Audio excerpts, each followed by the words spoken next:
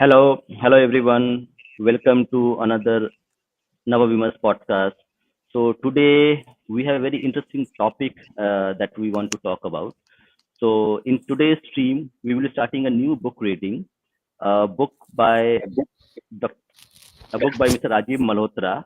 So this is the book, Artificial Intelligence and the Future Power, but by Dr. Rajiv Malhotra, Five Battlegrounds. So in today's stream, we will be reading this book with the audience. So this is a physical book which I have, and we also have a soft copy by which the audience will be able to read it. So, and we also have a new reader in today's stream. It's Nina. Hello, Nina. How are you? I am doing good. How about you? I am doing good. So, Nina, could you tell me a little bit about yourself, like how you are interested in AI as a technology? Like, how did? So, my primary interest is as an engineer. So, we have Mm-hmm, seen that how AI has been used for generative AI, for example, ChatGPT and all that. There is even mm-hmm. other topics where AI has been used. So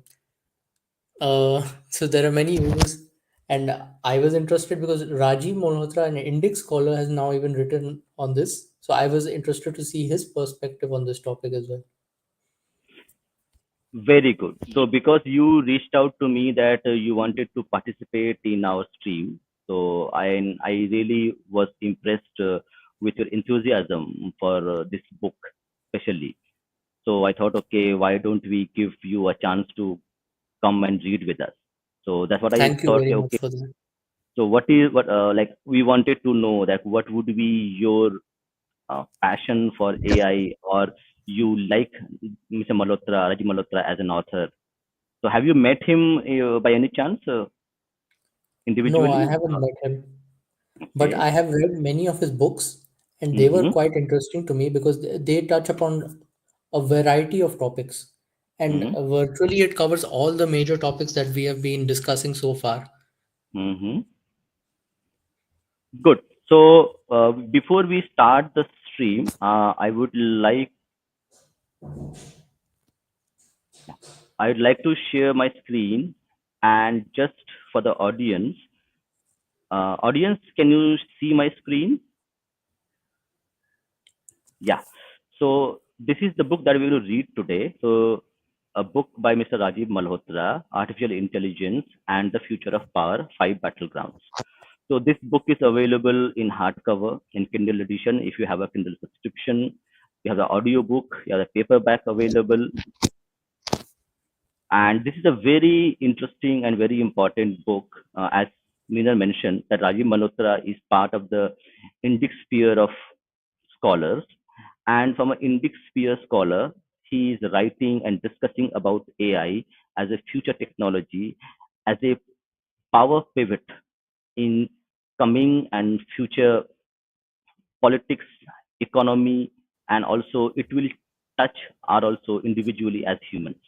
So our lives are going to change drastically due to the AI being part of our life. So from our Gmail to our fridge to our microwave to our televisions to our mobile phones, we will see AI being incorporated into every device, every sphere of life that it touches upon.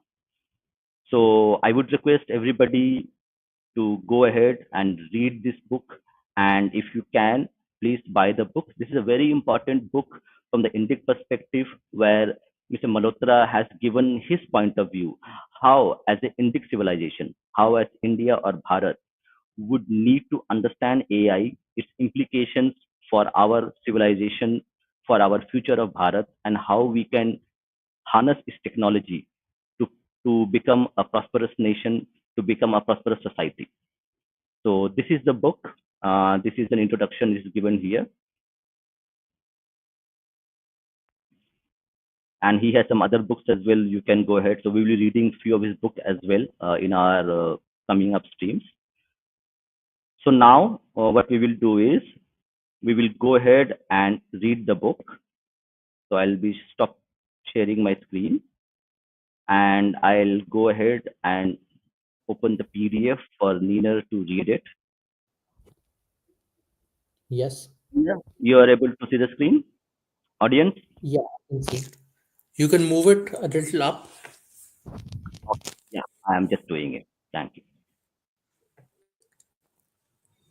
So we will be starting with introduction. It's a very interesting introduction which I have already read.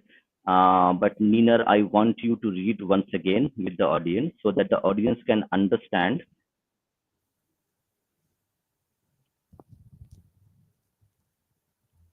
Yeah. So I want to clarify to the audience that I Yes. haven't read the book personally.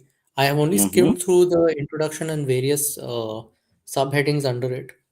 I have not actually understood the content, so it is also a new thing for me, just like the audience.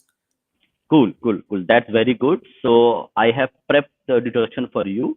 So by counting one, two, three, you can go ahead and read the book. So you can start one, two, three, start. Okay. So we start with a quote from the Ramayana. It is extremely easy to find people who speak pleasantly, but it is rare to find people who speak and hear true words, even when they are not pleasing to hear. He begins with his anecdote about and his introduction. My love for both physics and philosophy, which started in childhood, went on to become a lifelong passion, a quest that continues to this day. As a college undergraduate, I immersed myself in the nascent field of consciousness studies and discovered that renowned theoretical physicists such as Werner Heisenberg and Erwin Schrödinger had been inspired by Vedic insights and used them as a philosophical lens for understanding quantum mechanics. This approach came to be accepted as one of the interpretations of quantum mechanics in the 20th century and has since then influenced many scientists.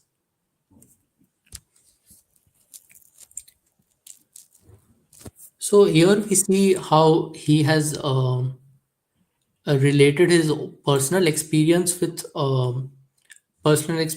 in approaching physics and philosophy, and how renowned theoretical physicists approached consciousness studies, that is philosophy, and they use Vedic insights to approach them.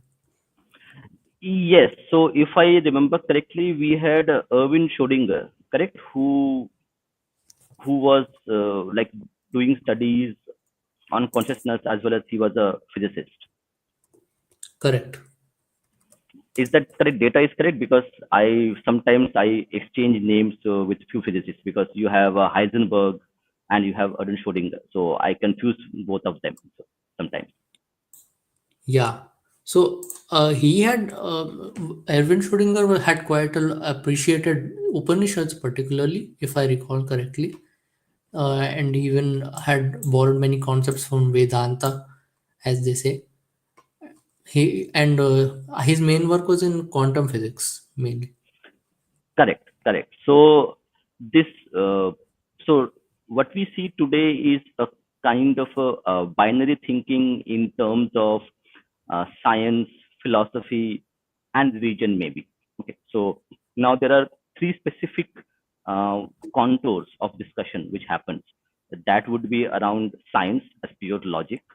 You have religion, Yeah. which is belief, and then you have philosophy, which is bit a kind of a third pole in terms of narratives, in terms of understanding.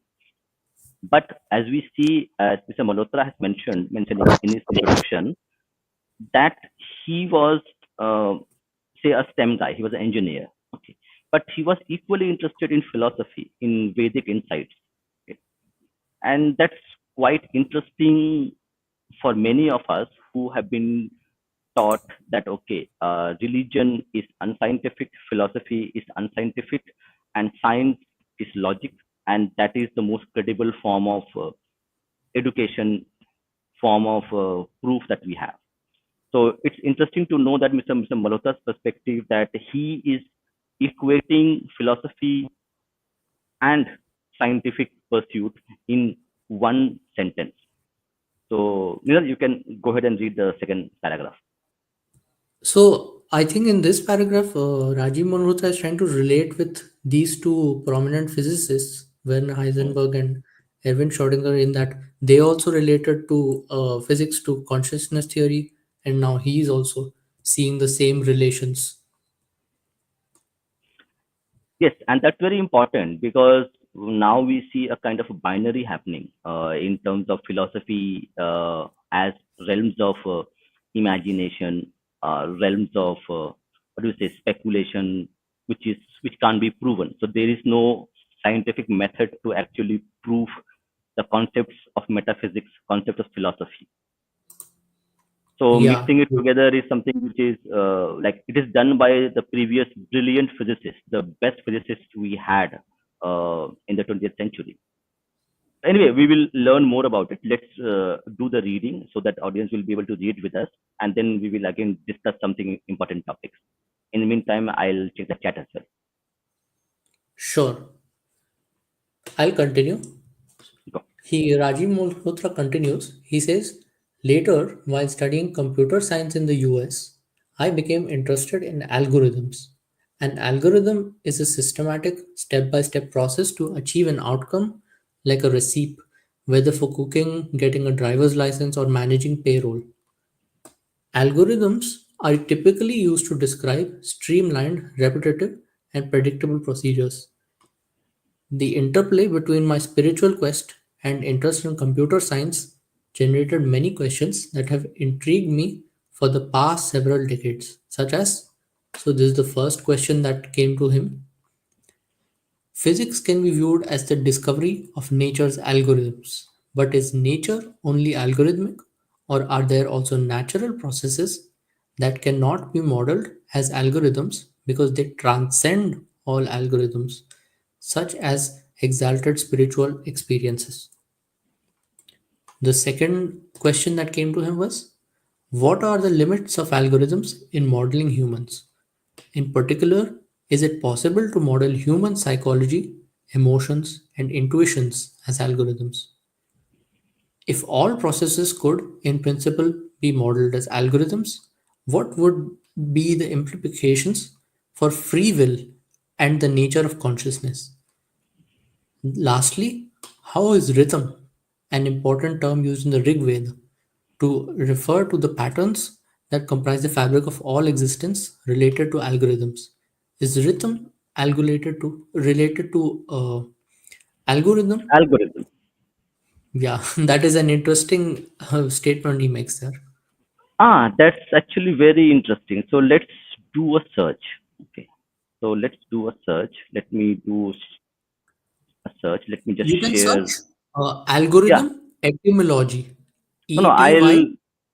I will do it right away. So what I will do is I will be using Perplexity, a AI engine. So it's very interesting. So we will be using Perplexity to actually use an AI to learn an AI.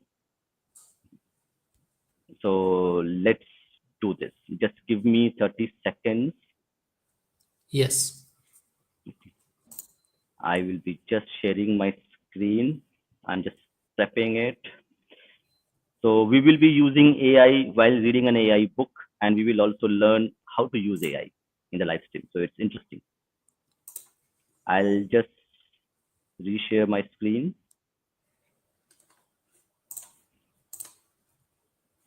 Audience, do let me know if it is visible to you. I can see it.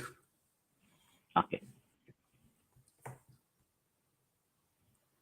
So it is doing the search. So the AI is at work. AI is busy at work. So let's see here. It's very interesting. So the answer is while rhythm, Rita, and algorithm have some conceptual similarities, they are not directly related etymologically. Okay, for, forgive me for my pronunciation. So etymologically and historically. So while rhythm and algorithm have some conceptual similarities, they are not directly related etymologically and historically. However, we can draw some interesting parallels between these concepts.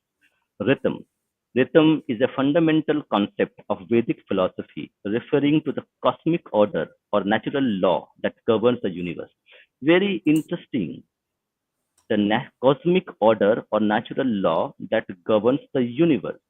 So when Mr. Malhotra is saying that we have an algorithm which actually defines a few specific things, and we also, and he mentions that, okay, is algorithm the ultimate answer to what we are looking for, or is there a something, some forces which are beyond algorithm? So here he mentions, here we see that refers to cosmic order or natural law that governs the universe.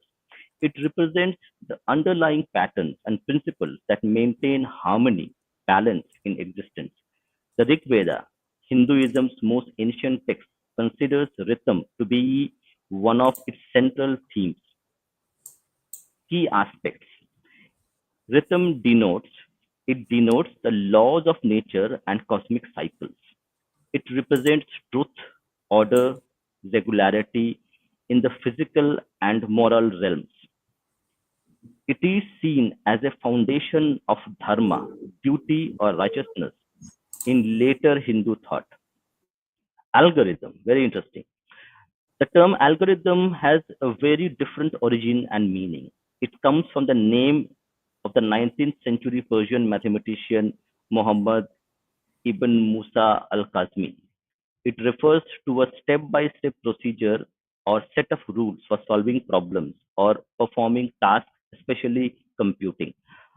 Nina, so do we, I think we had read some documentation where in our Hindu texts, we have the algorithm as a concept being utilized prior to the Arabs using it. Do you have any insights on that? That Yes, yes. So, for example, when we have follow rituals, there is a vidhi, that is a step-by-step procedure, and hmm. even in mathematical calculations, we have a vidhi. Okay. So the concept of vidhi is very, very similar to algorithm that is being discussed by Mr. Malhotra, and the way we use it now, and the way it is being described in by the Arabic scholar Ibn Musa. Yes, but one could argue that algorithm doesn't actually, it cannot encompass everything. But maybe Rajiv Malhotra will talk about that later.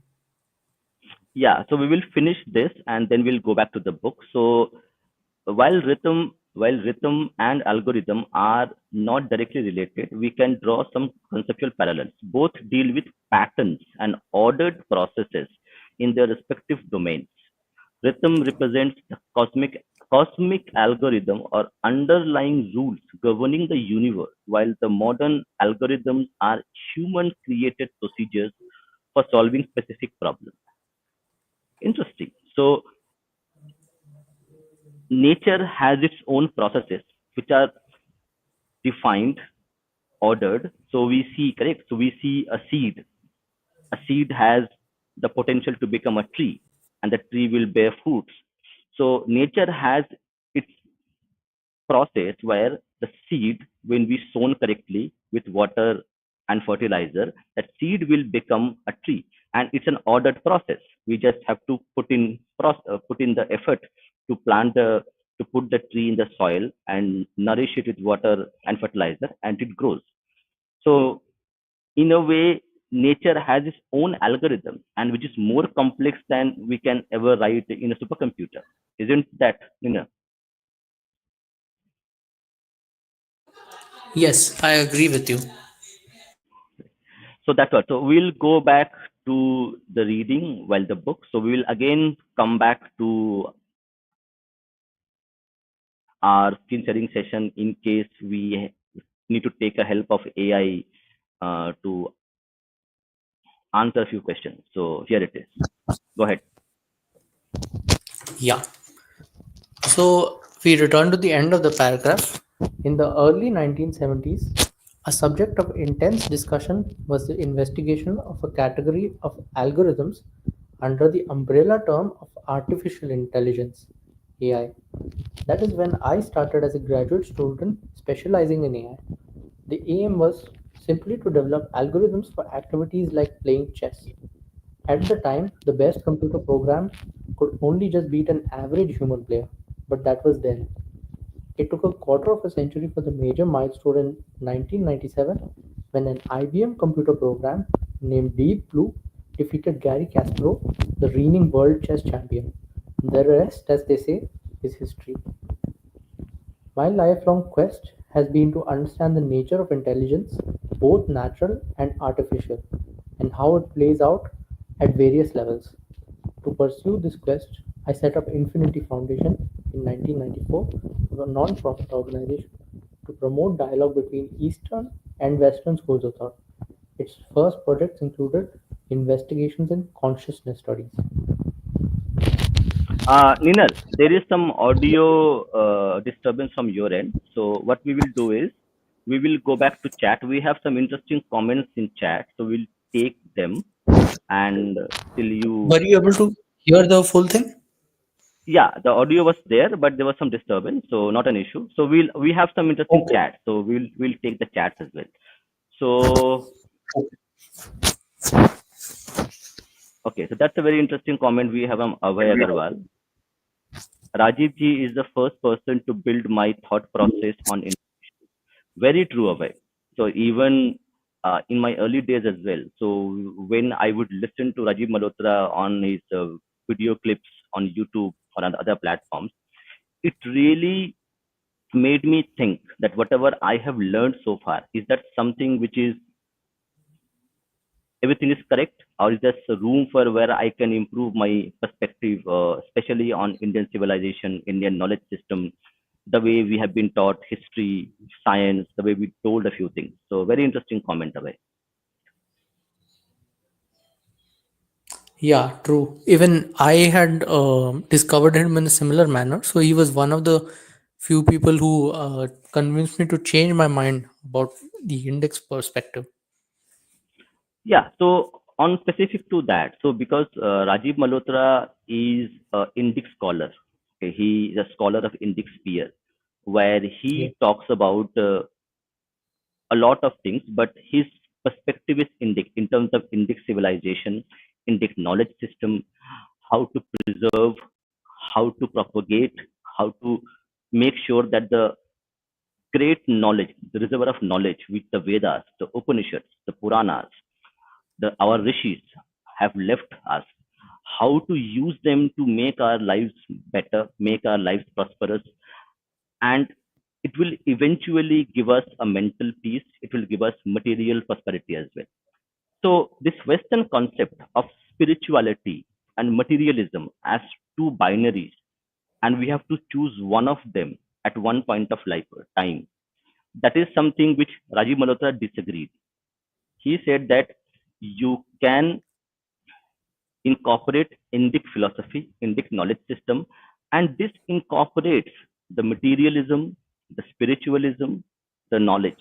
So if we follow and if we incorporate the Indic knowledge system, the Indic philosophies in our lives, we will see that we are materially prosperous and we are spiritually much more enrich our life, and we will have mental peace. So we now see a lot of mental disorders like depression, like hypertension. It is there, and that is something to do with, correct, we are too much into material things. We are not nourishing our spiritual realm, our spiritual health, and that's where the Indic system comes in, which actually encompasses the whole human experience. The human experience is about emotions. It is about our bodily needs. We need to nourish. We need to eat food to nourish our bodies. We also need spiritual energies to actually nourish our spiritual part, our mental part. So it's very interesting that we have this. So we have a very interesting comment from Nandish. So he talks about snakes in Ganga, a book that fascinated Nandish. Yes, Nandish, it also fascinated me. Actually, I have the book with me. It's a very big volume book. But in our streams, in our future streams, we would be reading the book that Nandish had mentioned, Snakes in Ganga. So, and that's a very big book. So it will take time for us to complete this. One more interesting Yeah. comment from Abhay. Being different is must. Nina, you have any thoughts on that?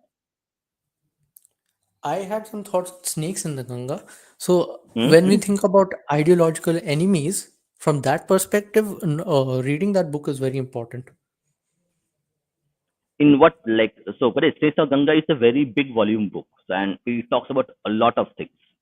So have you read the book? Uh, Yes, yes. So it is essentially a Purva Paksha of who our enemies are from our Indic perspective. okay, okay. I think we'll not talk about that book. We'll leave it for other for the next stream. So I'll take a few comments and we'll resume our reading. Yeah, we can continue from here. Yeah, I'm just taking because we need to increase the fonts of the PDF zoom. I need to increase. So I have taken that part. Thank you. We will be doing that. So we also have one interesting comment. This I have to show. Nikola Tesla Bhau. This is the best comment I have seen as of now. Sanatan Shashwat. Really nice.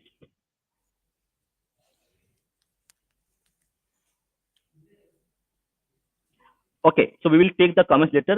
Guys and everybody, keep your comments coming. We will surely take your comments, and we'll now go back to reading. But keep the comments coming. Keep the discussions. I will be filling a few things as well. Your screen has gone. Can you share it again? I'm just doing it. Hold on. Yeah, and I'm just increased the font to 200. Yeah. Okay. You can go move down. Yeah, fast forward to correct. So we are in the next subsection, disruptions and battlegrounds. Fast forward a quarter century, I have recently reconnected with AI, a field of research that has been reborn as a new force. Artificial intelligence is amplifying human ingenuity and is the engine driving the latest technological disruption, silently shaking the foundations of society. My use of the term is not limited narrowly to what AI is specifically in the technical sense, but also includes the entire ecosystem of technologies that AI propels forward as their force multiplier. This cluster includes quantum computing, semiconductors, nanotechnology, medical technology, brain machine interface, robotics, aerospace, 5G, and much more. I use AI as an umbrella term because it leverages their development and synergizes them. Very interesting. I think there's a lot to unpack here. So as I mentioned earlier, that AI as a underlying or overlying technology, it's going to affect every part of our lives, from the food that we eat, the medicines that we consume, the content that we consume, even the clothes that we wear, okay, how we shop. So AI is going to be part of our lives. So it is very important for every one of us, whether you are working in AI, whether you are consuming AI products, or somebody who is not at all bothered about AI. What is AI? I don't need it. Okay, I have all the things in my life. Why I need AI? AI is part of your life right now when you are listening to this stream. The YouTube algorithm that recommends our video to you is an AI.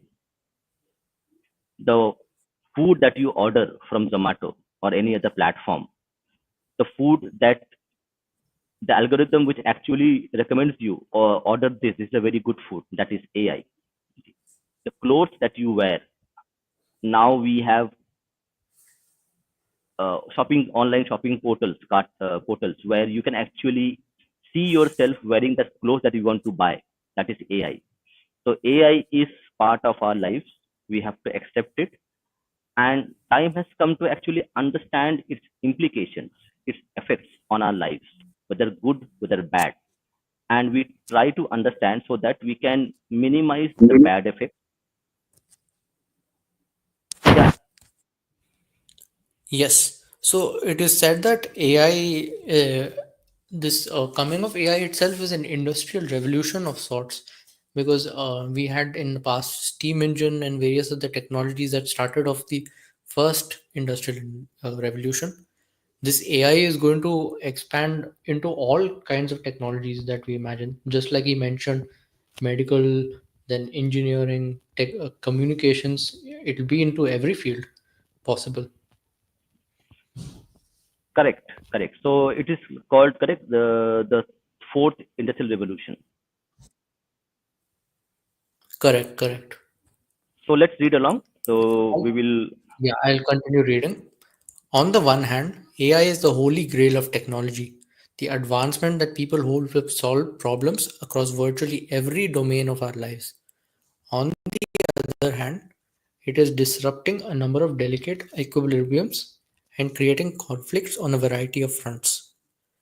Given the vast canvas on which AI's impact is being felt, one needs a simple lens to discuss its complex ramifications in a meaningful and accessible way. After several rounds of restructuring the book, I zeroed in on using the following key battles of AI as an organizing principle. Artificial intelligence plays a pivotal role in each of these disruptions, and each of these battlegrounds has multiple players with competing interests and high stakes. So here he lists various battlegrounds where AI is going to play the pivotal role. The first is the battle for economic development and jobs. The second is battle for power in the new world order. Then the battle for psychological control of desires and agency. Then battle for the metaphysics of the self and its ethics. And finally, the most relevant topic to us, the battle for India's future. These battles already exist, but AI is exacerbating them and changing the game.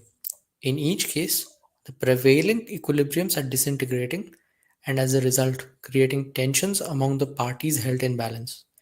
We are entering an epoch of disequilibrium in which a period of chaos is inevitable. Eventually, however, a new equilibrium will be established and a new kind of world will emerge. What follows is how AI is shaping these battles. Nina, this is very interesting.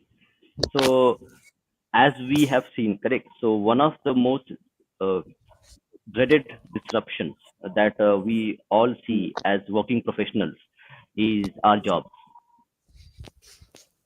Yes. So from students to professionals to young professionals to senior professionals, even to businesses. Okay.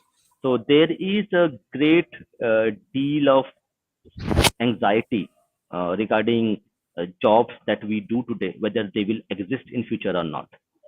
So as a student, what is your opinion? And we will also like to uh, request the chat to actually share your opinion that what do you think how AI is going to affect your job.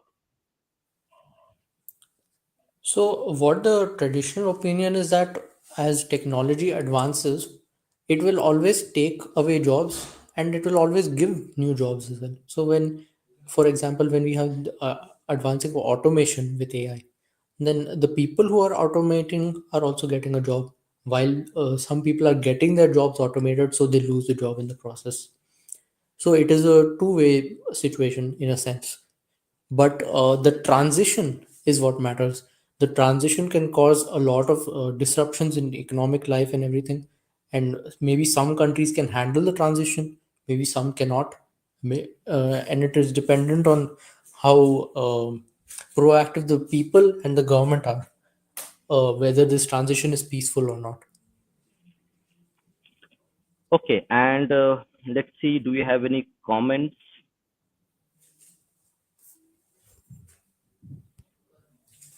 We see a few comments.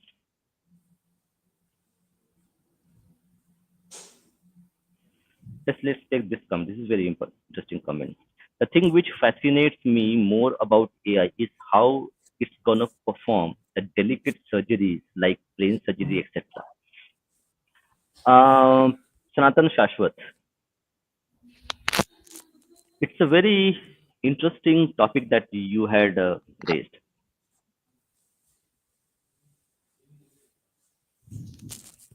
So what we see. we already have robots, robots controlled by doctors, and the surgery is being done remotely by the doctor.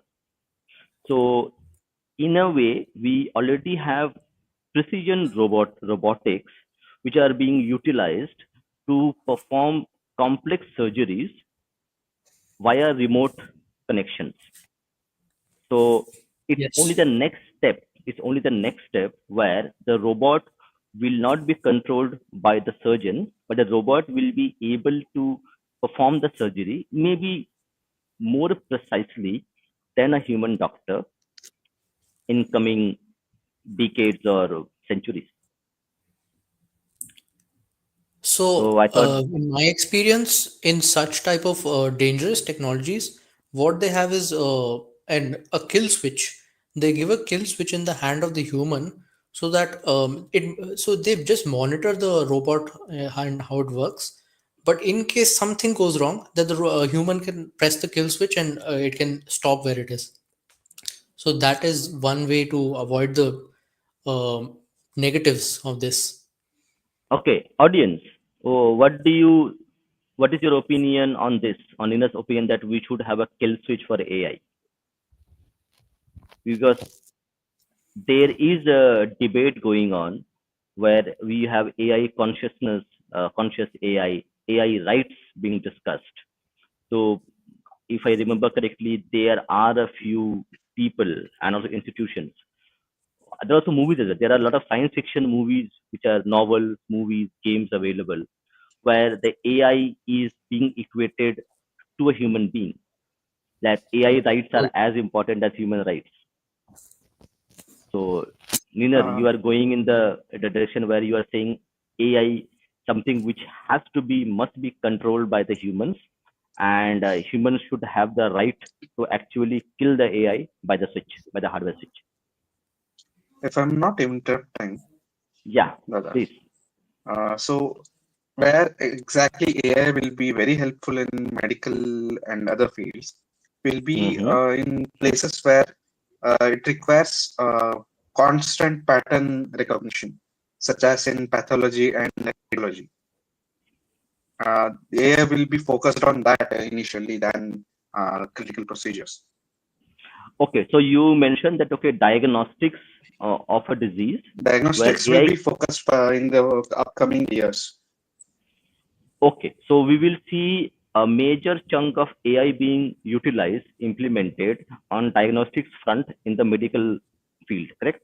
Yes, because it's more ethical than to use it on procedural and thing than to. It is better to use them initially for diagnostic and see how they are beneficial and do studies Mm-hmm. on it. And based on Mm-hmm. that, we'll move ahead. Great. I think that's a great insight which Nandi has given us. Thank you, Nandi. Okay, we'll take 30 seconds more and see if you have any questions. There's okay. It's one comment I need to take from continue Abhay. reading. I think just wait. We'll take one or two comments and then we will go back to reading. I think it will have a major impact Okay. on creative fields like music, writing, and filmmaking. I think Abhay has hit the nail on the head. So this creative part. So we are already seeing in Hollywood where we read news stories where the Hollywood extra actors who play in the background, they are being replaced with AI characters. So they are losing their jobs. So that is the one aspect where we can see the impact right now in creative fields, where previously you would need to hire 1,000 people for a scene, for a war scene. Now the studios, the directors don't need to do that. They can create an existing character, remodel them in graphics via using AI, and they can use and create 1,000 copies of it, and they can use and create the scene. So they don't need to hire 1,000 people as extra actors. So that's really interesting. So what Yeah, we'll do is we'll go back to reading. Just give me a sec. sure, sure.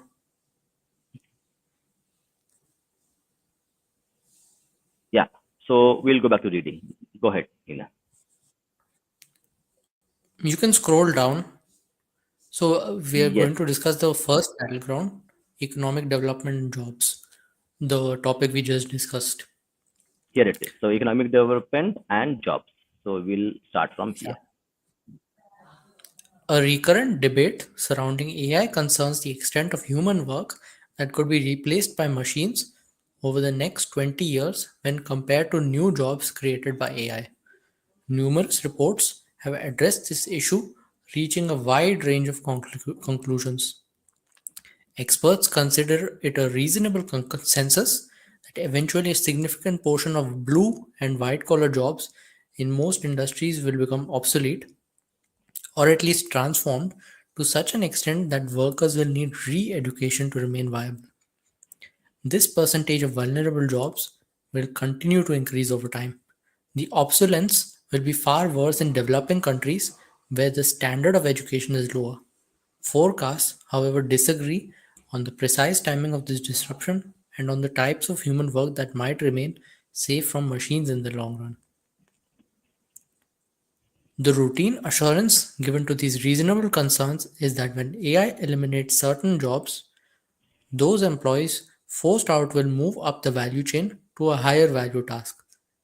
This simplistic and misleading answer overlooks the fact that training and education required to advance people is not happening nearly at the same feverish rate as the adoption of AI.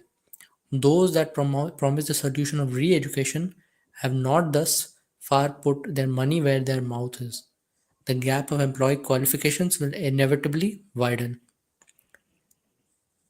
So, like I was talking about the transition, different people and different countries will differ in the rates of transition.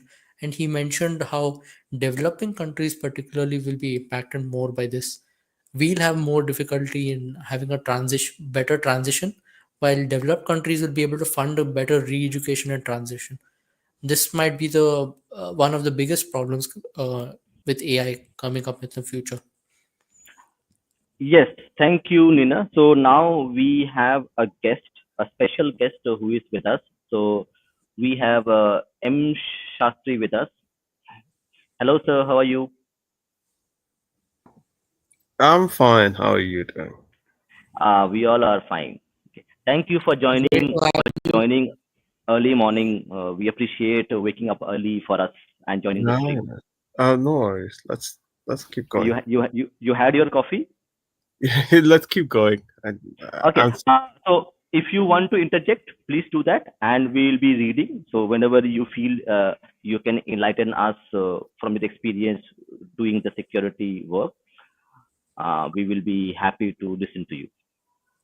yeah, Nina, go definitely. ahead. Um, I do want to interject a little bit right now. Yes, Uh, AI is in a very interesting place right now. It's creating lots of ripples, but there's still a lot of uncertainty, right? Like now, there's a lot of buzz around AI writing code. But people quickly realize that the code that AI generated is still inferior to any code that a human writes. And let me elaborate a little bit on that. Today, if you ask an AI to generate code, it would generate code that would work maybe 7 out of 10 times, right? But we need servers and systems with an uptime of say 99.99998%, which means that you can only have like maybe a 2 minute outage every year. Now if AI generates code that's 7 out of 10, then you're looking at a um, uptime that's like um, it'll only work maybe 2/3 of the entire year. That's not good enough. So I think AI still has a long way to go before it's able to, replace programmers at least. Like you will always have some need for it. Now, what AI might do is like um, uh, Rajiv says is that it will kill a lot of like low end jobs, right? So um, if you want to generate boilerplate code, like for say writing unit tests or functional tests or anything like that, AI would do that for you. It will be a productivity enhancer, but even that's going to take some time before um, people start using it in that manner. Yes, that's very interesting that you talk about. So what Nandi has mentioned previously, I think you did not join at that time. So he mentioned it's called AI is now doing what is called pattern recognition. So it sees a pattern and it sees and then it recreates it. Correct. So that's how it's working now because I don't have much knowledge. So you can actually enlighten. What would be called pattern recognition? Um, yes, kinda yes, kinda no. It depends on the technique that they are using, right? Um, I if you're using, you're probably, I mean, you get pattern recognition if you're using any kind of clustering algorithm uh, underneath the AI, and if you, I mean, again, it kind of depends on what kind of AI model or pipeline you're building. Most of them would have some form of clustering algorithm, and if you're using clustering algorithm, then you're going to be doing a lot of pattern matching. Um, the generative stuff uses a combination of like clustering and also something called as deep learning, and also some form of neural network, which means that you're essentially doing at a very high level really sophisticated statistical inferences. Okay, so the LLMs, the large language models that are being used by companies like Perplexity, OpenAI, so they are using correct, the combination of all these things to uh, generate text, generate graphics. Is that would be correct? They use like deep learning to generate the neural network, right? So what does neural network do? It tries to emulate the way your neural network is an emulation of your neurons itself, right? It's like a um, computer model of a neuron, um, and you put that together. What you create is a neural network, and you feed data through it. And when you feed data through it, on the other side, you get a neural network model. And what that model does is it basically does some form of statistical inferencing, right? And essentially, it forms like a line of equations in it, like with numbers of factors and numbers of um, variables in the large number of variables and large number of factors in them, and uh, then that model is then validated and goes through several millions of iterations, right? And that's how you kind of form a LLM. Obviously, there's lots more steps in between, but that's the high level way of forming a LLM. Yeah, so I have shared the screen. So I have just typed on the Perplexity where it mentions parallel processing, adaptive learning, pattern recognition, and generalization. And you also have you So mentioned input layer, hidden layers, and output layer. Yeah, I mean, you give it data, right? And the Yeah. hidden layers is what forms the statistical inference, and the output layer just gives you output. So, what you do with a neural network is basically like you give it good input, you watch it do inferencing. These days, AI engineers also look into what the hidden layers do, and you look at the output, and then you validate the output with some real data, right? and and if the output's wrong, you let the neural net know, and the neural net will adjust the entire model for you.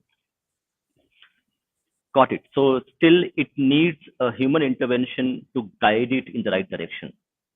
Um, yes and kind of no. Again, a lot. There's a lot of things that depends. Sometimes, uh, I mean, there's like learn ways of learning. There's a process called as AI learning, right? Basically, learning, um, whereby you teach the Would that AI. be would that be reinforced learning? Yes, supervised, unsupervised, reinforced, unreinforced learning, and there's like scoring methods for both of them. It's a lot more complex than people give it credit for. People know, but essentially, what computer scientists are kind of doing is recreating the process of learning, and that's pretty hard. Yes, learning is pretty hard because the way our brain learns is something which uh, scientists still has to figure it out how it does the learning part. So it's a Yes. long way to go before we see AI close to human way of learning. Um, So can we I wouldn't continue with the say that. reading part?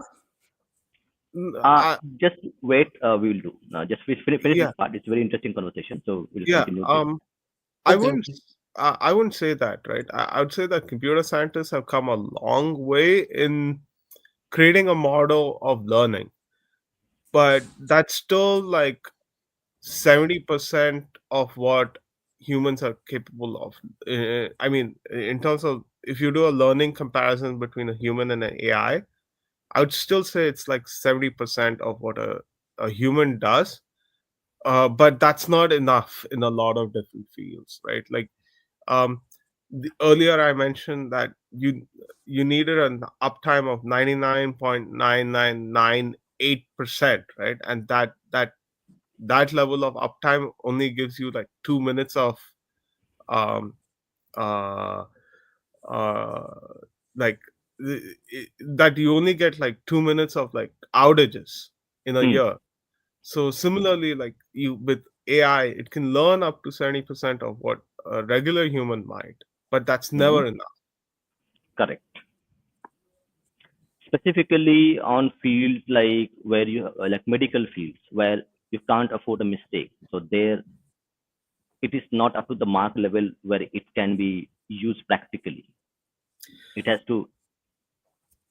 I mean, where you need less precision, AI can be used pretty well, right? Like in medicine, again, what it does in medicine is that it does image analysis, and um,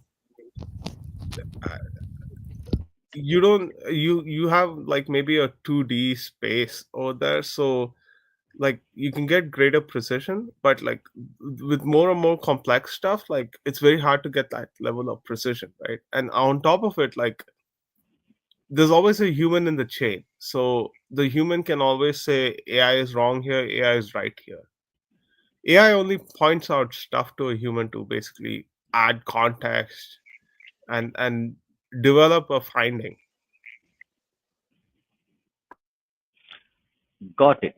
Thank you, M. Shastri, for your input. So we'll go back to Yes, reading, and yes. you can again share your knowledge and understanding whenever you feel like. So we'll go back to our reading session.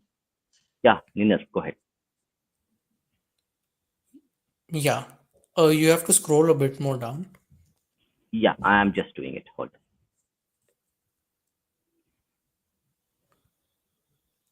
Good enough? So, business owners and labor have always had certain competing interests, with the former looking to optimize profits and the latter concerned about wages and employment. Artificial intelligence disrupts this precarious balance because it suddenly kills old jobs.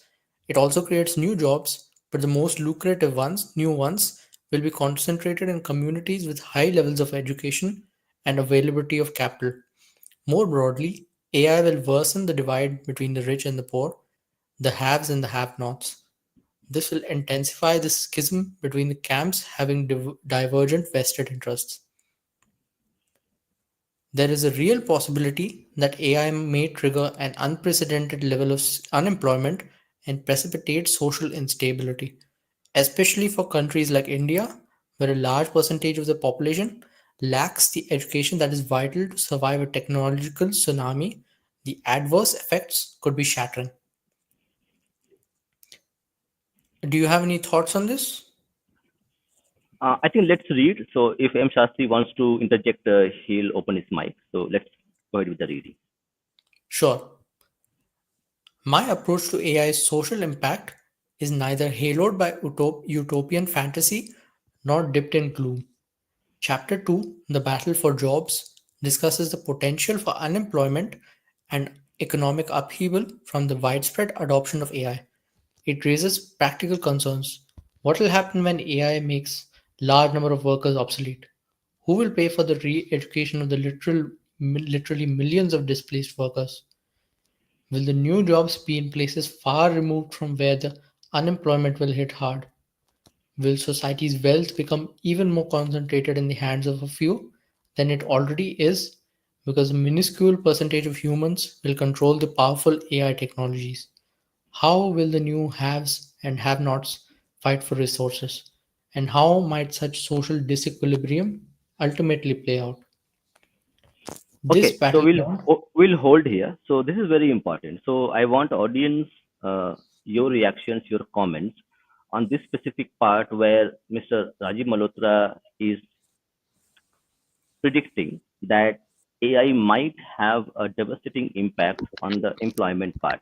So M. Shastri, do you have any comments on this specific aspect which Mr. Malhotra is talking about? I just don't know how it will pan out, right? And what kind of problems can be solved by AI and what kind of problems cannot be solved by AI. That this is still a huge question. What are the capabilities? Where um what capabilities of AI can we trust? That's the fundamental question that most policymakers would have in their head. But my question would be, is the question mark, which is raised by Mr. Malhotra, is that something which is a legitimate question we have to ponder with as common citizens, also as policymakers, as governments, as organizations, businesses? Is the question relevant enough, important enough to be discussed openly by everyone? Um So how would it pan out for each person on an individual basis is something hard to predict, right? It depends on what stage of your life you're in, what stage of your career you're in, what is your education level.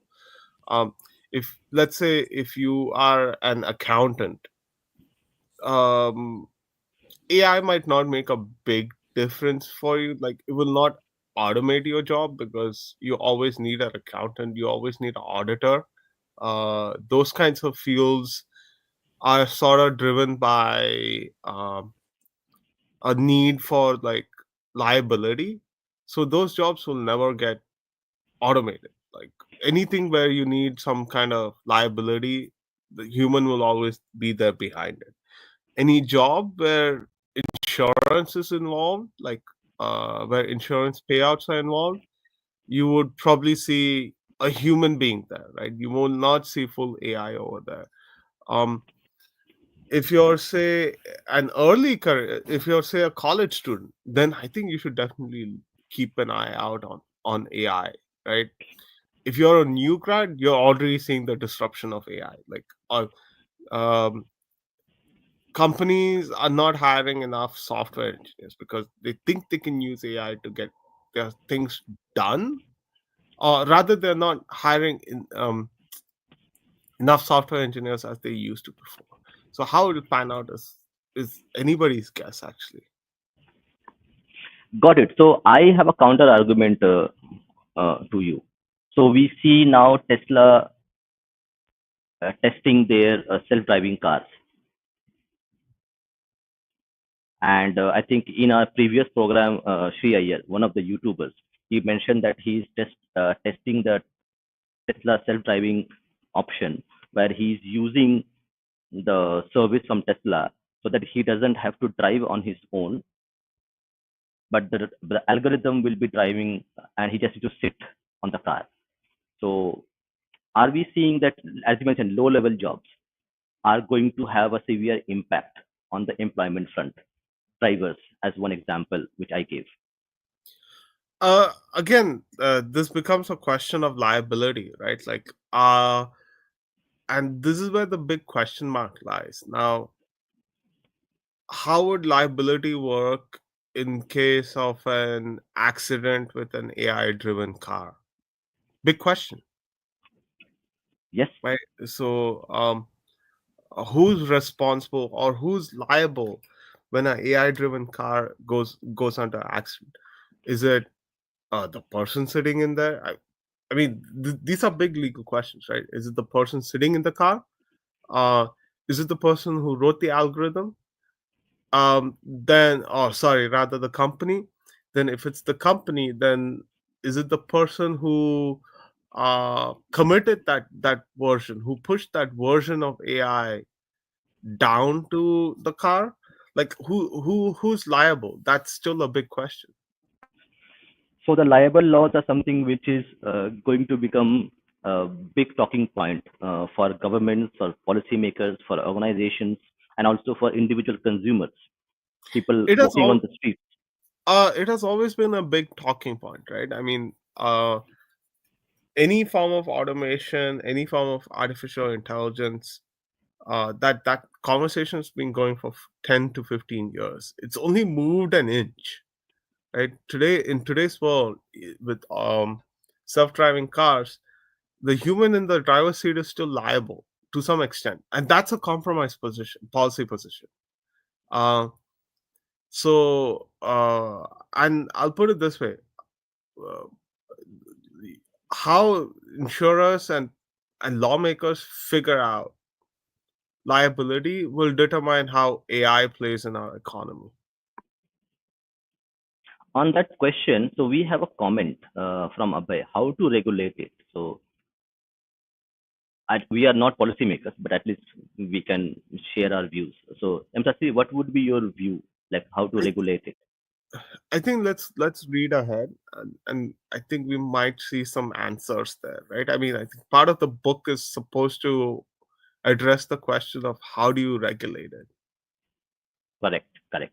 Okay, last question before we start. So Nina is a student. So Nina, how you Yes. are preparing yourself, as Shastri mentioned, that if you are a young grad or if you are just student about to hit the job market, how you are preparing yourself so that you use AI to your advantage rather than AI causing a bit of anxiety to you. You're a student, so that's why it's very relevant question to a lot of people who will be listening to this stream. Yeah, so essentially, in my field, I need to understand what is the scope of automation in it, and where Mm, exactly will AI be applied, and I have to learn the programs, learn the softwares that run when we automate stuff in our and computerize it. So yeah, that it's basically based around that. great, great. So go ahead with the reading. So Yeah. This battleground is important for industrialists and labor activists, as well as for economists and policymakers. Civic leaders, politicians, public intellectuals, and media cannot continue to ignore the evolution of AI. More voices must enter the debates to propose appropriate, coherent responses and policy changes. Then we move on to the second battleground, global power. China is using AI as its strategic weapon to leapfrog ahead of the United States and achieve global domination. Chapter 3, The Battle for World Domination, explains the battleground where the geopolitical competition between China and the US is playing out. Both these superpowers recognize AI as the most prized summit to conquer in their race for leadership in economic, political, and military affairs. While aerospace, semiconductors, biotech, and other technologies are also crucial in this race, AI is the force multiplier that brings them together and catapults them to new levels. Both these countries are heavily invested in AI, and between them, they control the vast majority of AI related intellectual property, investments, market share, and key resources. Besides competing directly against each other, the US and China will also compete for control over satellite nations and new colonies. This results from the fact that the disruptive technology weaken many sovereign states and destabilize fragile political equilibrium. So, the realistic scenario for the recolonization of the world differently, that is, as digital colonies. Furthermore, some private companies controlling this technology could become more powerful than many countries, just as the British East India Company, a private joint stock company, became more powerful than any country of its time. This battleground is relevant to readers interested in geopolitics and the emerging world order. That's very interesting. So, M. Shastri, would you like to share your opinion on this specific topic where it mentions the AI controlled by big organizations? They may become more powerful than the nation states that we see today: China, US, France, Germany, India. It depends on um, where the nation lies in like the geopolitical hierarchy, right? So, can a large company dominate over government of India? Obviously not. Government of India is always the big dada, right? Um, can an big tech company dominate over, say, trying to think, Jamaica? Hmm. Probably yes, right? Jamaica probably also doesn't have like a AI policy. The company would write AI policy for them. Um, the point I'm trying to make is like um, governments of a certain size um, can dictate terms to companies, even extremely powerful ones, right? So this, if you don't want another East India company situation, then you just need to ensure your government is always more powerful than the company itself. Like it has more leverages. Yes, I agree Yeah, with you. One question which I have to Shastri is that I agree with your point, but as Mr. Malhotra mentions, the satellite states, like smaller countries like Jamaica, Shastri talk about. But my question would be the global south, which is not as developed technologically as the global north is. So, in that sense, India or the countries in the global south, are they right now in a position where they can be exploited by big tech companies? There is obviously some position of vulnerability here, right? Like uh let me give you an example. Okay, so let's look at it this way.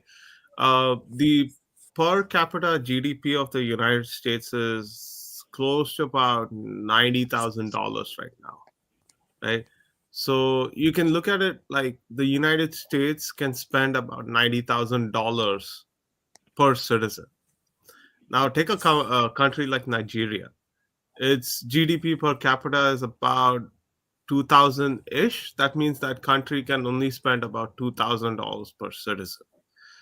Um, you can see the differential between the amount of resources available. So naturally, any uh, global south country, which are typically low income countries, won't have enough resources as much as say the United States.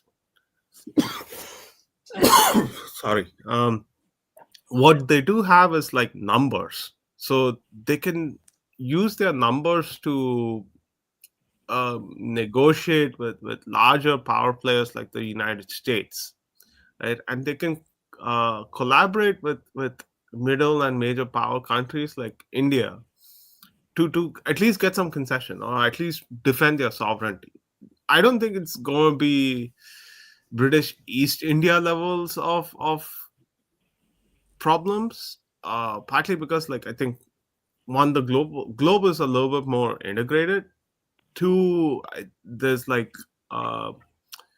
you have it's not a unipolar world anymore, right? And three is that a lot of global South countries do control critical resources. So, and four, Europe doesn't have any fight in it anymore. It's just completely exhausted.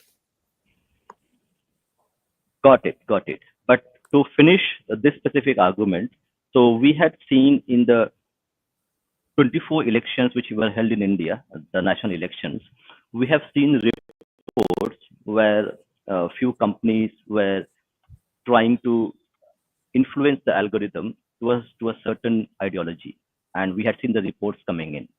So, is that a worrying sign for global South countries where they are vulnerable and their vulnerability is being exploited to change a few specific things regarding governments, and governments are unable to deal with them?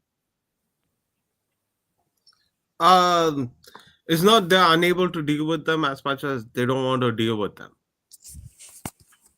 Okay, so it is not about the capability, but about the uh, their priorities. They don't think that is a priority for them to right now to deal with them. So they are letting them do what they want. Priority and capacity. Both. So a country like Brazil can still bully a tech company to abide by its laws, and Brazilian law is actually quite different. Like, uh, they force company to follow data localization. They force companies to give them access. They force companies to adapt their algorithm according to local laws. Like, it's possible. It's just a matter of, like, whether you can enforce that, right?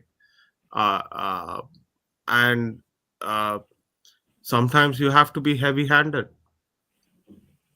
Got it. Now, So it's going to be like political intentions, political power that needs to be exerted by the executive to actually make exactly. sure that they fall in line.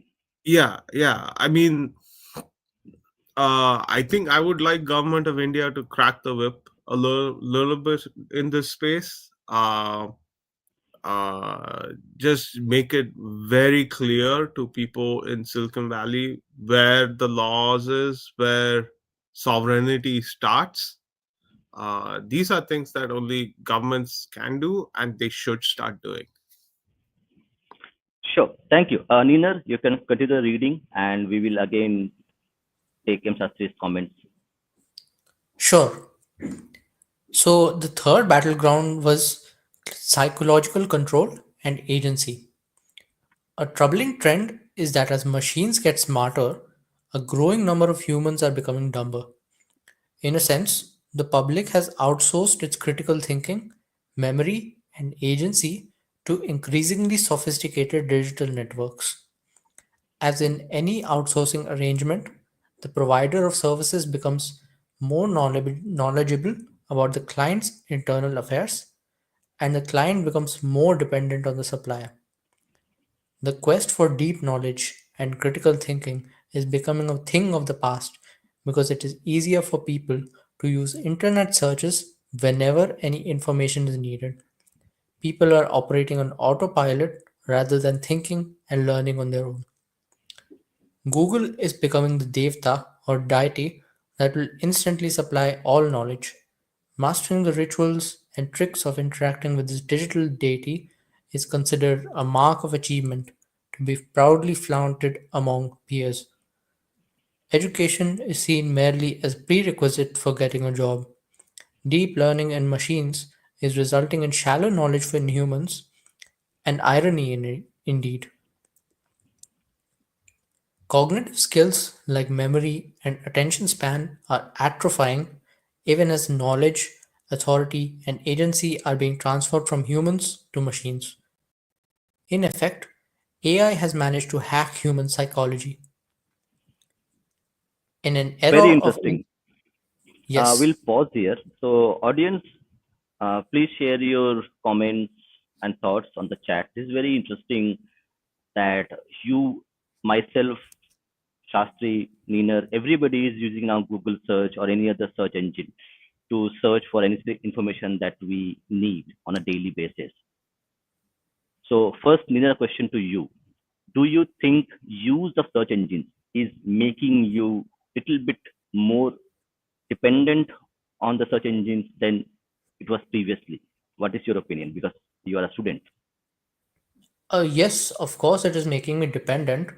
But I would take Rajiv Malhotra's perspective as a bit alarmist because these kind of dependencies that, for example, on this technology, there's a dependency. Before that, there might be a dependency on books. So these kind of dependencies keep changing. And but the alarming thing is that we have less control about what the algorithms behind the search engines are compared to say like in before we used to take books in a library, right? We had relatively more control in what is in the library. Got it. So what you're trying to say is that yes, you are dependent. So I would differ a little bit. So I would say that currently we need to teach, and that's very important. Teach people how to use the search engines or the technology tools available to us. Our mobile phone is a technology tool that we use to take pictures, do searches, search for information. So I don't know how it has happened. The mobile phones have started controlling us than we controlling them. So the idea and the ideal would be to take back control of our lives and do not let the technology platforms, social media, mobile phones, video platforms, who would be feeding us content based on our patterns of consumption. And idea would be to break that pattern consciously by ourselves and try to minimize or optimize use of technology in our lives and use it as a tool rather than they are controlling us via the understanding, the patterns, the algorithms which are used to capture our patterns of consumption and then feed us the content that we want to consume. So it's about taking back control, which we have lost. I agree that we have lost that control. People are glued to their mobile phones, their desktops, or they are watching movies, videos, playing games. So somehow we have got addicted to this virtual dopamine cycle that we have got into. And it needs to be broken for us to actually increase our attention span and regain our critical thinking abilities and not be influenced by the content consumed by us and just think and pause a little bit before we take any decisions based on the consumption of information that we do over search engines, over social media platforms, or over any other platforms which relates to technology itself. Go ahead. M Shastri, did you have any thoughts on this?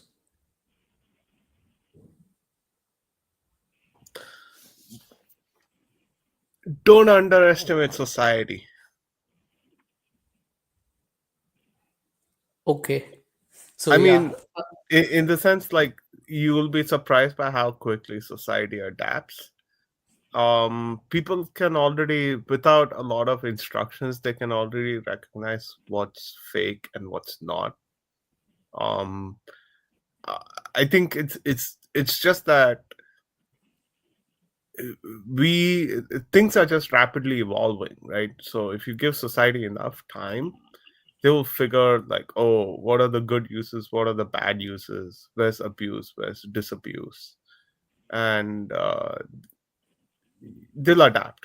Society will adapt. Got it. So So, your perspective is that society will eventually find a way to adapt itself to the new changes. Yeah, yeah. I mean, like society is in flux right now because it's like the rate of change is kind of rapid, but once like the rate of change, once society adapts to rate of change, then you'll see even more rapid uh, it'll just evolve along with the technology as well. Yeah, I agree with you. Shall we Go ahead continue with the then? reading. Yeah, go ahead. We will read for another 10 to 15 minutes and then we will take questions. Go ahead. Sure. In an era of instant access, social media has confused people between knowledge, opinion, and popularity. Whatever is popular is assumed to be true. Individuals who lack followers, likes, shares, and comments on social media often retreat into low self esteem, depression, substance abuse, or even suicide. Machines surreptitiously model individual psychological behavior by identifying the patterns of users' choices and then use these models to manipulate and control their actions. The paradox is that the manipulation is done under the guise of free services that are difficult to resist because they have now become an all too normal part of our lives. Those who control the psychological models can use AI to influence human emotions and behavior. What concerns me is the psychological, emotional, and mental hijacking in progress through these technologies. Some readers will have a mental block that prevents them from accepting the viability of such psychological interventions. They need reminding that the Russians hacked the 2016 US presidential election with the use of Facebook and the British firm Cambridge Analytica. Chapter 4, The Battle for Agency, explains how AI is taking advantage of emotional vulnerabilities and hijacking the agency of large numbers of people worldwide. There is a vibrant branch of AI that continually refines the construction of individual psychological profiles. The technology has two parts: building individuals' emotional maps and using those maps to intervene and producing targeted feelings and outcomes. Most people are uncomfortable accepting that machines can uncover their private selves to the extent of knowing them better than a spouse or a close friend. The truth is, in some ways, machines know individuals even better than they know themselves, because people only know their conscious selves and cannot access their unconscious levels. And also because machines are capable of detailed and extremely long memory that exceeds human capacity. Machines penetrate us far more deeply and analyze our personal behavior microscopically and intimately. They record how we unconsciously respond to online choices and use this to develop insights into uh sorry, can you move back up? Yeah. Yeah. Insights into aspects of ourselves that we might not want to publicly disclose or even privately come to terms with. Machine learning is the field that trains computers through analysis of large quantities of data. This data can be acquired by seducing the public to part with it voluntarily. People are tantalized with online carrots, and their responses are monitored, tracked, and recorded. Using emotional hooks as a bribe, machines tease out users' motivations, both conscious and unconscious. An entire industry of AI based artificial pleasures is emerging. Recently, litigation has started against the large digital platforms for surreptitiously gathering private data on citizens. The raw material required to develop machine understanding of human desires and the artificial manipulation of them is called big data. Most people happily and voluntarily give up this private data, often without realizing it. Once the digital systems capture this data, they amass unprecedented power and wealth by analyzing and manipulating our subconscious thoughts. Shoshana Zuboff, a social psychologist and author of The Age of Surveillance Capitalism, The Fight for a Human Future at the New Frontier of Power, characterizes the transfer of data from the public to the digital giants as an act of theft. So, this is a quote. During the last 2 decades, the leading surveillance capitalists, Google, later followed by Facebook, Amazon, and Microsoft, helped to drive the societal transformation while simultaneously ensuring their ascendance to the pinnacle of the epistemic hierarchy. They operated in the shadows to amass huge knowledge monopolies by taking without asking, a maneuver that every child recognizes as theft. Surveillance capitalism begins by unilaterally staking a claim to private human experiences as free raw material for translation into behavioral data. Our lives are rendered as data flows. People are being duped to part with their data in exchange for freebies and goodies that are disguised as services, ranging from practical help for our physical health to emotional delights. The digital capitalists constantly reassure the public that data collection is for their own good using several pretexts. For instance, we are told that surveillance is a public safety service. The cameras capturing data everywhere are keeping us safe. The airlines claiming that the use of facial recognition speeds up the boarding process and makes travel safer. Medical information being captured helps develop custom diets and generates the appropriate grocery list for one's family. Cookies are installed on users' devices under the pretext that this provides more personalized experiences. Many companies use AI to spy on us and collect our private information, justifying their behavior under the garb of serving the public. In a recent article, Zuboff exposes this hoax of free services in her powerful voice. We celebrated the new digital services as free, but now we see that the surveillance capitalists behind those services regard us as the free commodity. We thought that we search Google, but now we understand that Google searches us. We assume that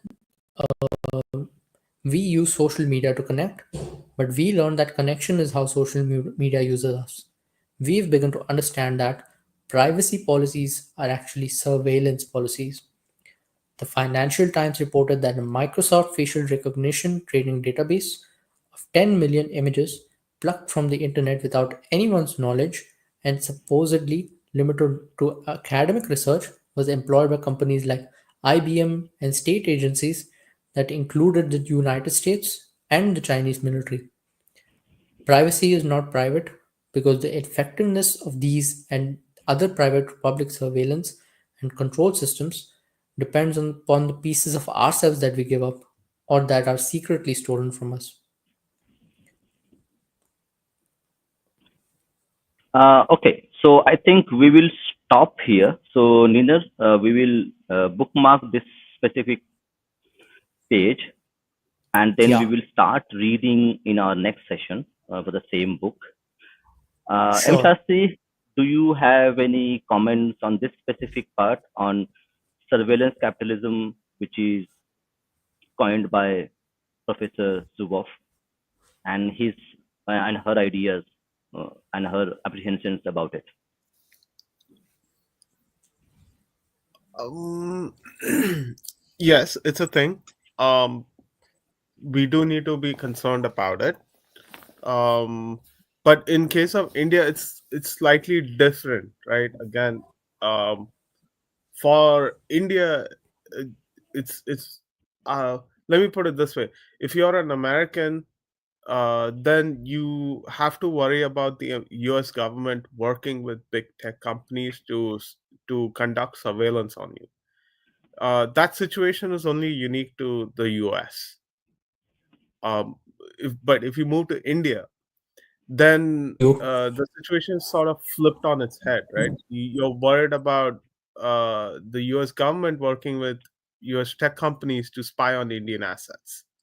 So it again boils down to uh, what India does with the powers it has, right? Can it enforce its own sovereignty? That's the question that comes to my mind. Like, what? Uh, How much of a sorry to big interject. Sorry to interject. So I have let me play devil's advocate here. So you mentioned that the Indian government, okay, maybe due to capacity, due to priority, they are not dealing with the issue the way it should be. So is there what do you say, a lack of political will, lack of power Is the lack of power is or is a like they don't know how to deal with that thing? Is it lack of power or they don't know how to deal with that thing? So where you stand on that? I think our system is treating it with mutual benefit, like in the sense like they will uh, put apply pressure only to extract mutual benefit, not in terms of enforcing sovereignty. I mean, that's how government of India typically functions, right? So I think it's now, I'll put it this way, right? Let's say the prime minister is only one person. He only knows a limited number of things. He has to rely on policymakers below them, right? Now, if the policymakers have a certain culture of only extracting mutual benefits rather than enforcing law from a first principle basis, then you have what I would call the Indian state. Does that make sense? Understood. Understood. So I have a specific example which I had personally experienced. So when I was traveling, so I use DigiYatra app, and it uses facial recognition to actually efficiently let me enter the airport and also get better check-in experience. So as in the book, as the Mr. Zuboff mentions, that in the name of efficiency, in the name of providing services, data is being collected, our personal data, and that is being processed, utilized by governments as well as by private companies. So what do you think as us individuals? Do Can we do something about it? I mean, of course, you can do a lot of things about it, right? Like you could talk to your MP, MLA. You can scream about abuse of data against you or for you. I mean, uh, uh, outrage is a good way to put a lot of pressure on governments to do something, and it's quite effective in India. Uh, I think it's the larger question is basically like how will they plan policy, how will they form policies based on that outrage? That's always going to be the big question mark. And do you think the Indian people are outraging enough? Because the activism part is, we see that okay, activism is done by a certain set of people who hold traditionally held power for a long time, and the masses are not engaged in activism or understand what rights and what powers they have. I don't see it that way. There are two ways to look at it. Right now, you do have the activist space where, which is primarily a urban phenomenon. It's not a rural phenomenon. Uh, where you have activists talking about these things, debating, trying to influence policy making, and they sort of set the framework for a lot of these things. But the ultimate negotiations actually happens with community leaders and politicians. Now, we are a group-based society, right? So we tend to trust our community leaders more than the state and the state apparatus do. Um, so I'd say, just for the sake of it, and Akhilesh Yadav actually has more. People trust Akhilesh Yadav to get the decision on AI right than say a uh, policy expert from say Takshashila Institute in Bengaluru. Got it. So do our see Bharat is is a rural country still now. So the urban population, urban centers are not as big or as influential as the rural part. And you mentioned the rural part is not engaged in activism. They may not know, they may not understand AI at all, that what AI is all about. So from that perspective, what do you think? What can be done to educate the politicians who come from the rural areas and they might not understand. So the companies might fool them.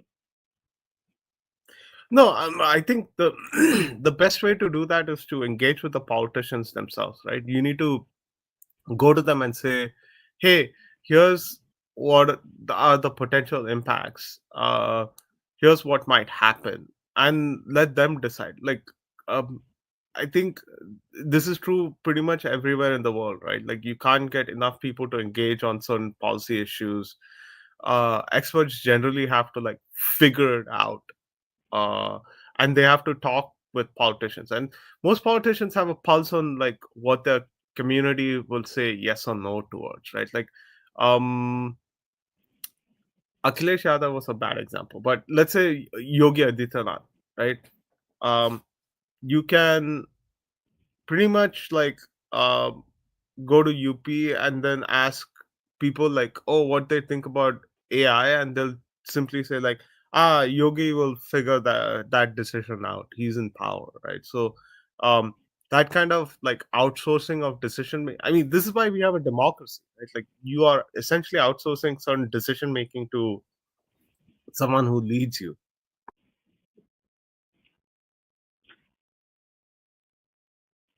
Yeah, got it. So, okay, so now I have opened the live stream to the audience. So, if you want to join the discussion, the link is pasted. So, you can join and we'll pull you in. And I think reading has ended for today. So, now we will doing an audience interaction. So, we'll be taking your questions, we'll be taking your comments. And if you want to join us directly, use the link and join the stream. And you can ask the questions to me, to Shastri, and also share your opinions as well. Okay, till So anyone joins here. yeah, So I have go ahead. something to share. Like I was reading the Machinery of Freedom book, and like as the book says, like any new technology needs to cater to the as many as people as possible to profit on. Otherwise, the profitability will be less, and it needs to reach each and everyone. That should be the goal of companies, right?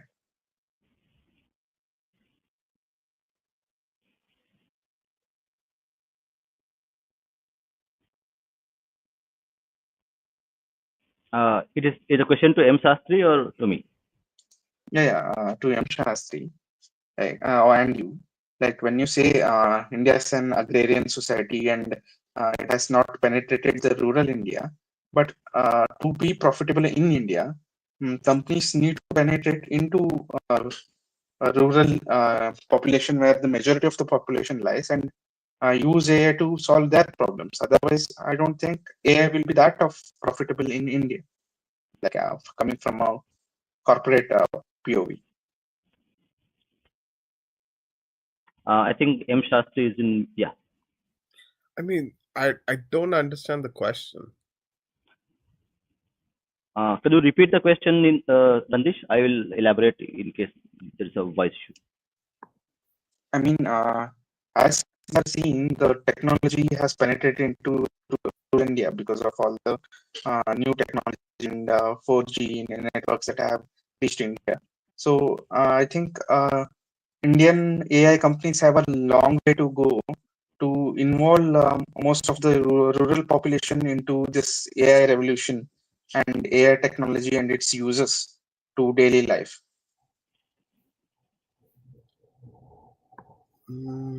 So what you're trying to say is like, how would I AI mean, companies profit from rural India? no, Is that I Okay. think I'm asking Okay. is Let me do this. I think there is a voice cracking from Nandish. So let me explain to M uh-huh. Shastri. So what Nandish is saying is that the rural population is already being tapped, utilized by AI companies to generate profits, and the rural population is not actually aware how their data is being consumed, and they don't know, like they have no idea what's happening. Okay, in terms of TikTok, you have YouTube, you have a lot of platforms which are now using the data collected from rural India to make profits and do a lot of things, do processing. and the rural population is not aware enough to understand the implications of it. So, as I mentioned in the 24 elections, there are few platforms which were actually heavily influenced to a certain ideology, and that was done, and it had an impact across the India, including the rural population. So their voting patterns were manipulated subconsciously by the content pushed to them. How this this specific aspect of it can be managed so that this cannot be manipulated, this cannot be used as a weapon in future by private organizations, not by governments I specifically. mean, that requires government of India to be a big dada, right? Like, you, I mean, even in the previous case where companies were using their power to manipulate an election, it required government of India to be a big dada. They were not a big dada. I Got it. mean, So what's holding government of India back from sending officers into Bengaluru and Hyderabad and sitting on top of the local legal council there? Nothing. It's just government of India is not uh, putting its weight where it's supposed to put its weight. got it. So it's a problem with capability, and maybe it's a problem of culture, the way the bureaucracy functions. No, it's neither. It's just a political issue, right? I mean, the the Prime Minister of India is quite a powerful person. He has a direct line with Sundar Pichai. If he's allowing, if there's like big tech companies engaging in nonsense in India, what's holding him back from calling Pichai and saying stop this nonsense? Otherwise, I will come at you like a with a bats and bricks. Nothing, right? He can go up to Elon Musk and say stop this nonsense. Governments have a lot of weight. I And mean, it is not being utilized effectively. yeah, I see. Today, big tech companies like Facebook, Google, etc., etc., their share price is only going up because there's growth in markets like India, right? And they are generating revenues in places like India. Now, if the government says, I'm going to put a 5% punitive tax on you because you've engaged in nonsense in India, that your policies are not compatible with the law of the land, and just simply put enormous amounts of pressure, it can do that, right? Government of India is absolutely capable of doing that, but they're not doing it. They're not putting the weight where they need to put their weight on. They're not collecting evidence and kind of squashing all of these things where they can. It's it's it's it's a political issue, not a capability issue, not a governance issue, not a technology issue. It's just sometimes I don't understand government of India, man. Yeah, a lot of people do, not not you. So okay, so we have 15 minutes, so we'll take a few comments and questions. So the first is a comment. So from Abhay Agarwal, in our case, the science and spiritual inquiry are not completely disconnected. I think most of us would agree with that. That the Yes. holistic view. Yeah, Linear, you want to say something? No, I agree with this perspective completely. Also, they're mutually dependent on each other in different ways. Yes, I would certainly agree with that. So we have one more comment. Interesting. So nature do not get corrupted and do harm to others. Basically, like to nature. Uh, I'm not getting the exact point, but Yeah, looks it's not interesting. clear. Okay, this is interesting. So in Samkhya, this is refuted as Gyan and Vigyan. Gyan is a spiritual knowledge, while Vigyan is a material knowledge. That's interesting. Nina, you have something to say on that? No, but this is Exactly what I was talking about earlier. Correct. So that in our culture, in our philosophy, we incorporate Gyan and Vigyan both as part of our lives. So they go together.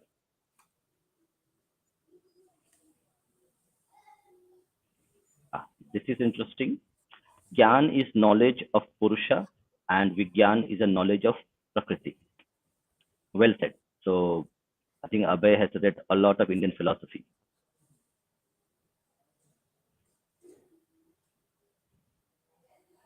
Cool. So Niner, and before we end this stream, so do you have any suggestions, anything you want to say to improve what we are doing? M. Shastri, you can give your suggestions first. Um, I think just keep doing it. I think you'll figure out like where you need to improve, how you can conduct things much better, where you're talking more, where you're talking less. Just go back and listen to your old stuff. You'll improve automatically. All Sure. right, yeah. Thanks. So I yeah, was thinking about. learning. Oh, yeah. What were you saying? Yeah, go ahead. Go ahead. I'll just check the chat. I was thinking about how we can improve our interruptions by making better points and all that. So yeah, we can work on that as well. Okay, this is a good comment. So M Shastri, can you shed bit light on this? Can Sanskrit have a special role to play in development of AI algorithms?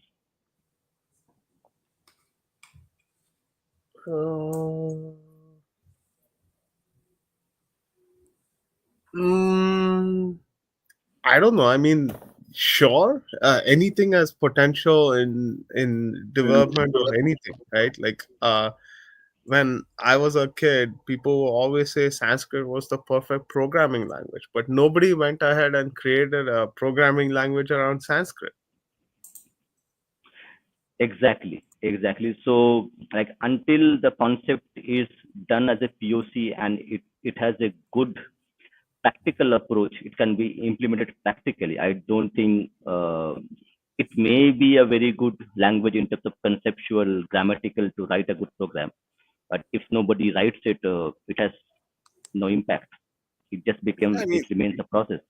we have a lot of really smart computer scientists, but nobody has bothered to create a programming language around Sanskrit and prove the concepts, right? Like, I mean, they're saying, oh, it's so precise, you can do anything with it. Like, how are you showing that precision? Nobody's done the work put the work on it. Yeah, the hard hours needs to be put in to prove to the world that it is a viable thing which will improve the efficiency, will create a better product. Anyway, so thank you, Nina. Thank you, M. Shastri, for joining the stream. We will Thanks continue for to having me work here. and improve things, and we'll see how we can improve better. So what I Thank will do is, in coming streams, I'll invite a data scientist who works in an organization. So he has a practical experience of working as a data scientist in an organization and dealing with a lot of things that we had discussed today. Okay.